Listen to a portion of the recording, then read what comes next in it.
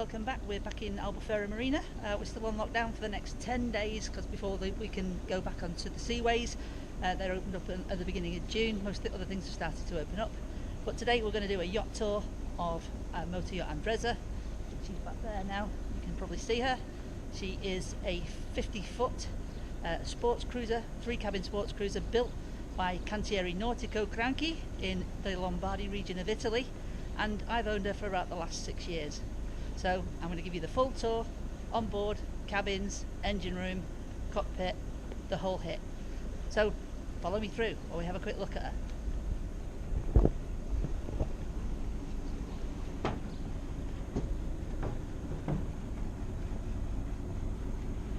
You can see she's recently come back from the shipyard, beautifully polished, all the hull and superstructure ready for the season, and she's looking pretty fine, even if I say so myself. Engines are running at the moment, just warming up before we move her about the marina a little bit. She's not on a regular berth at the moment. We've done this so we can get access to her without a load of clutter.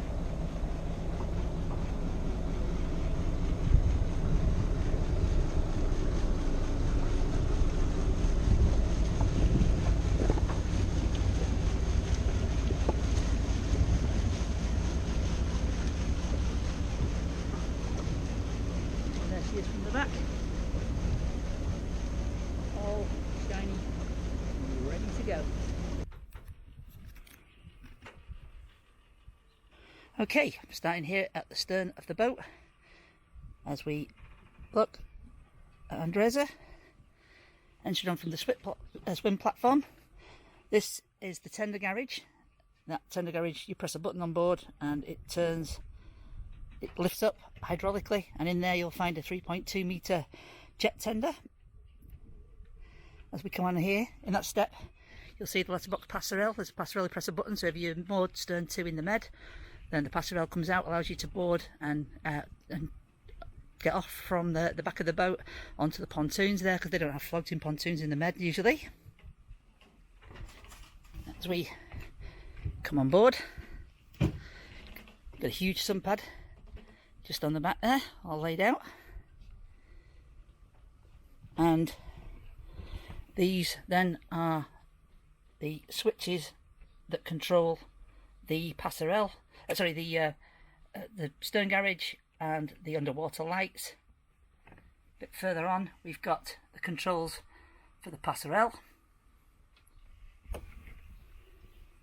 then into the cockpit. Seating there for a good 8 people, 9 of you put another chair out. To port, we have the usual setup of barbecue. Lift that up. So we have a barbecue, have a sink, usual arrangement, fridge, ice maker,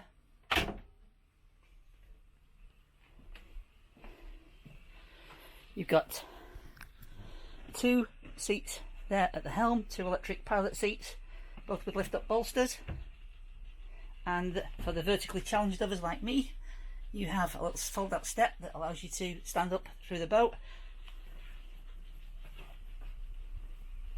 You'll see that the boat has a sliding roof. It's open at the moment, but press of a button and that roof slides forward all the way and close the helm off. And then you've got air conditioning there, air conditioning controls. That you can have air conditioning up here in the helm and in the cockpit, which trust me you need in the summer here. You've got radar, chart plotter by Raymarine, throttle controls, controls for your bow and stern thrusters there, VHF radio, and then all your analog dials at the helm as well. You've got your Raymarine autopilot, depth and speed sounder, and then you've got more seating over there for people who want to sit alongside you while we're underway. There's the view forward.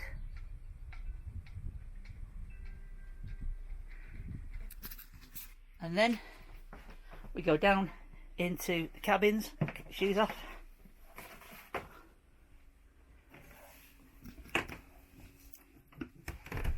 Down a couple of stairs into the cool of the main salon. So you've got C-shaped seating to starboard with a little table. Again, this table splits in half. It opens up. You can seat 6 around it for dinner if you have to. There's a couple of little pull-out stools there if you wish. And then we go into the cabins. This is cabin number 3. First of all, in there, twin beds.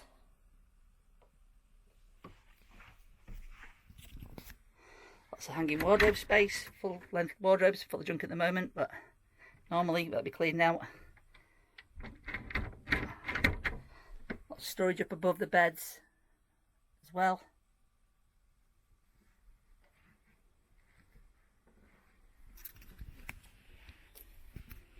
Then across and into double cabin there. Step inside. Again, full standing headroom in these cabins here. You can see, as I said, I'm 5'2". Can't touch the ceiling. It's a good 2.2, 2.3 metres up there. Again, full storage, hanging locker, wardrobe space, and again more space over the beds, cupboards there.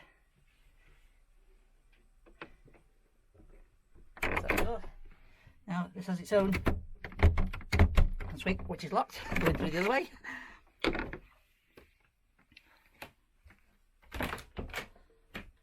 So there's the main heads, which is shared between cabins 2 and 3. Circular shower on the floor.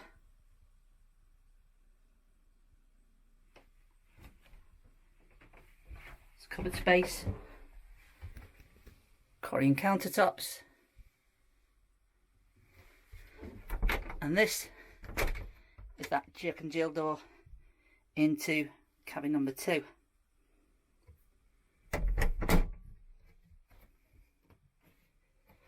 Back out. Here, starboard, you have your galley, usual fare, 2 cooker burner, not by Miele, some, God knows, some strange Italian make. Storage cupboards underneath and above, all your crockery in there. Utensils, bits and pieces.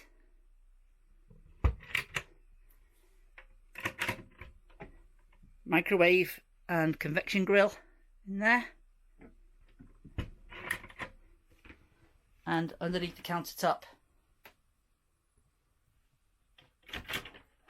a fridge freezer.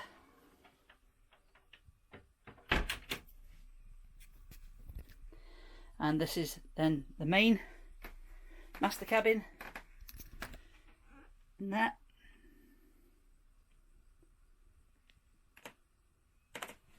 And bright. Double bed. Sort of drawers, storage drawers underneath the bed. Storage cupboards all around. All the beds have storage units underneath them as well.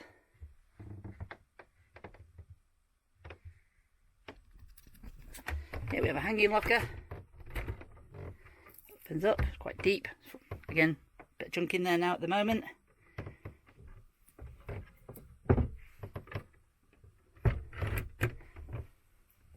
And then the ensuite heads in there. Again, Korean countertops. Sort of cupboards up top. toilet, circular shower. Again, shower screen just spins around.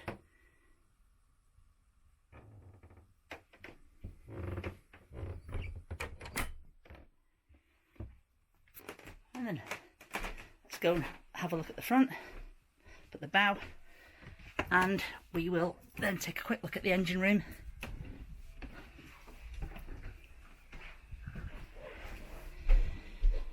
So the bow is accessed here,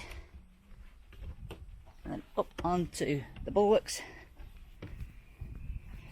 Nice wide side decks to walk down, good high rails hang on to. And then up here you have a large sun pad.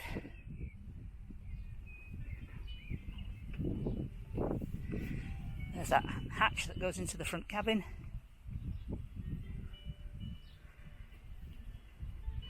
And you have your anchor gear, winch, anchor locker, and you have a step so you can board from the front if you wish. You can do that chain, and then if you bow to, you can step off the boat that way. Quick look back at her.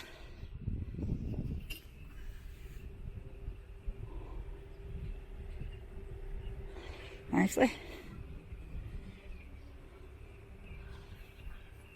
Walk back.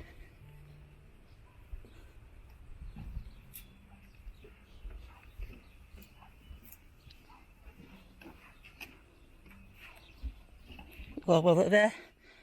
You've got your fuel there and your waste, and then up front there's another one which is a fresh water fill. And you've got a similar fuel dock on the other side as well.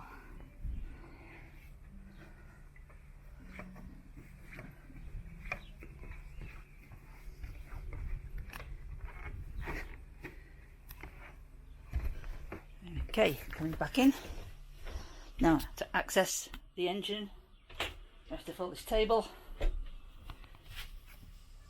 and do this hatch, and the whole assembly lifts up. Turn the lights on down there, up to these.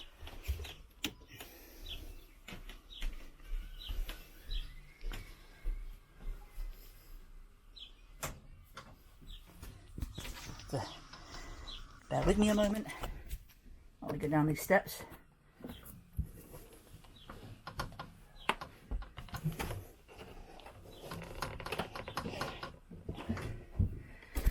Not as good as Nick Burnham at doing this. So down here we have twin Volvo D800 D12 engines, both 800 horsepower, and that's given her a top speed of around 35 knots and the best cruise at around 24 knots. Through the back there, can't quite see it, there's a lazarette. You've got the air conditioning pumps, the generator, and all the stern controls and hydraulics are back there, as well as the water heaters, etc. And they've got back access to that tender garage. Back out, so there we are, that's our dresser.